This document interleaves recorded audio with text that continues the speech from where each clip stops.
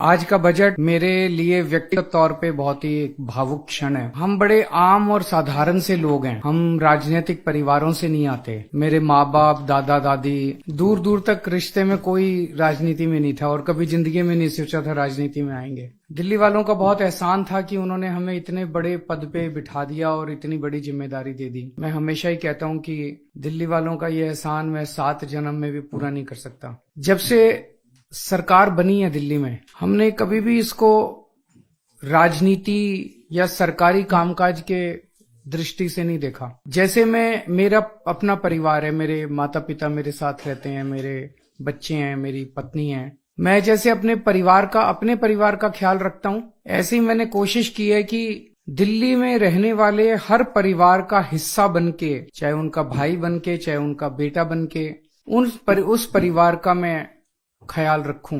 दिल्ली के जितने बच्चे हैं उनको मैं अपना बच्चा मान के उनको अच्छी से अच्छी शिक्षा देने का मैंने कोशिश की है। मेरी कोशिश रही कि जैसी शिक्षा मेरे बच्चों को मिल रही है, उस वैसी अच्छी शिक्षा दिल्ली के हर बच्चे को मिले। मेरी कोशिश है कि अगर किसी के भी परिवार में दिल्ली में कोई बीमार हो तो पैसे के अभाव में उसका खराब इलाज नहीं होना चाहिए, उसे अच्छे से अच्छा इलाज मिलना चाहिए।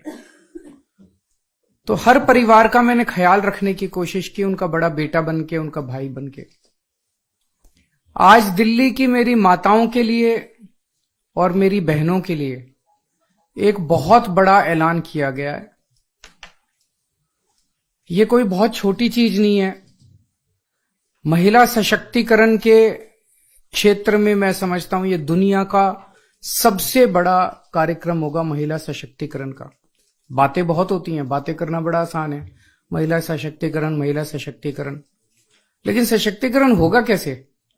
सबसे बड़ा सशक्तिकरण तो होता है जब हाथ में पैसा हो, जेब में पैसा हो।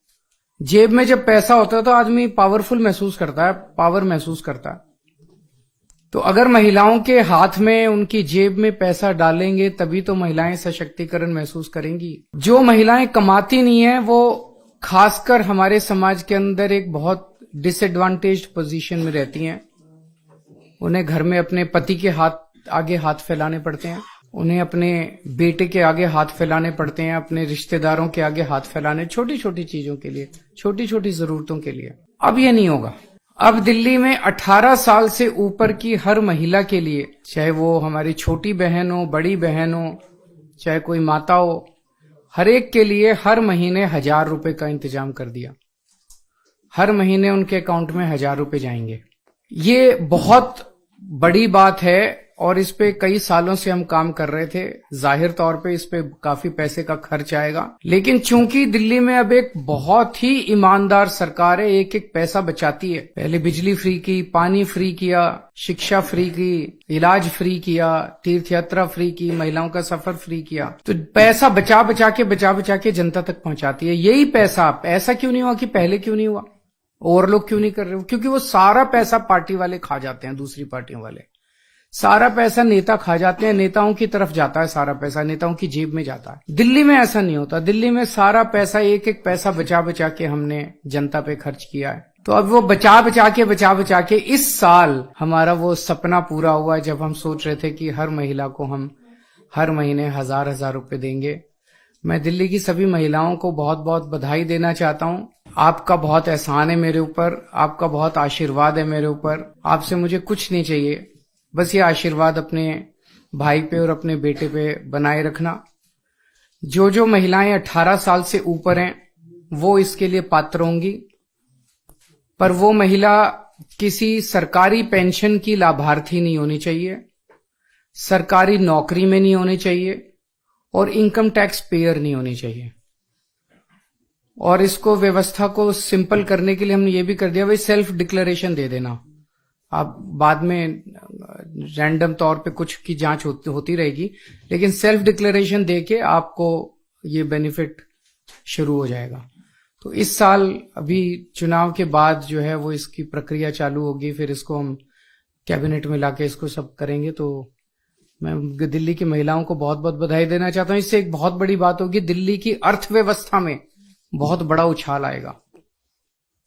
हमेशा यह देखा गया है कि अगर संपत्ति या दौलत या पैसा कुछ चंद लोगों के हाथ में कॉन्सेंट्रेट हो जाए तो अर्थव्यवस्था का बेड़ा गर्क हो जाता है। पिछले 75 साल में हमने देखा जितनी भी पार्टियों की सरकार आई उनकी एक ही थ्योरी थी, trickle down theory, trickle down economics.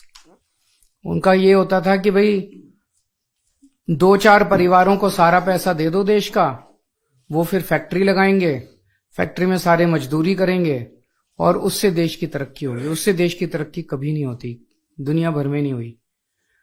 ये जो बॉटम्स अप थ्योरी है, जिसके जरिए आप जनता में, गरीब आदमी के हाथ में जितना पैसा आएगा उतनी तरक्की होगी इकोनॉमी की।